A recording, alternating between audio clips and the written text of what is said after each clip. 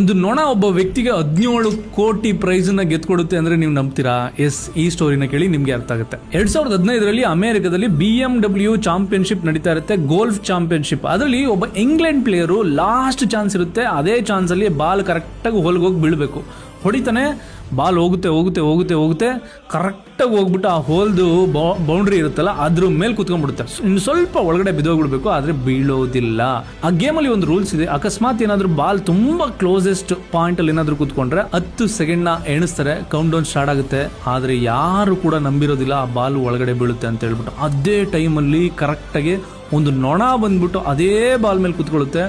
ಆ ಬಾಲ್ ಮೇಲೆ ಕೂತ್ಕೊಂಡು ಹಂಗೆ ಹಿಂಗೆ ಹಾರಾಡುತ್ತೆ, ಇನ್ನೊಂದು ಸೈಡ್ ಕೂತ್ಕೊಳ್ಳುತ್ತೆ, ಬಾಲ್ ಎಕ್ಸಾಕ್ಟ್ ಒಳಗಡೆ ಬಿದ್ದೋಗ್ಬಿಡುತ್ತೆ. ಆ ಬಾಲು ಒಳಗಡೆ ಬಿದ್ದಿದ್ದ ಕಾರಣಕ್ಕೆ ಆ ವ್ಯಕ್ತಿಗೆ 17 ಕೋಟಿ ರೂಪೀಸ್ INR ಅಲ್ಲಿ ಹೇಳ್ತಾ ಇರೋದು, ಅಷ್ಟು ದುಡ್ಡು ಸಿಗುತ್ತೆ. So the moral of the story is, ನೀವು ನಿಮ್ಮ ಲೈಫಲ್ಲಿ ಇನ್ನೇನು ಕೊನೆ ಘಟ್ಟವನ್ನು ತಲುಪಬೇಕು ಅನ್ನೋ ಟೈಮಲ್ಲಿ ಸಿಕ್ಕಾಬಡೆ ಚಾಲೆಂಜ್ ಅನ್ಸುತ್ತೆ, ಸಿಕ್ಕಾಬಡೆ ಕಷ್ಟ ಅನ್ಸುತ್ತೆ, ಆಗೋದಿಲ್ಲ, ಅಯ್ಯೋ ಇಟ್ ಈಸ್ ನಾಟ್ ಪಾಸಿಬಲ್ ಅಂತಾರ ಒಂದು ಮೈಂಡ್ ಸೆಟ್ ಕ್ರಿಯೇಟ್ ಆಗುತ್ತೆ. ಆ ಟೈಮಲ್ಲಿ you should never ever give up, you should always have a hope.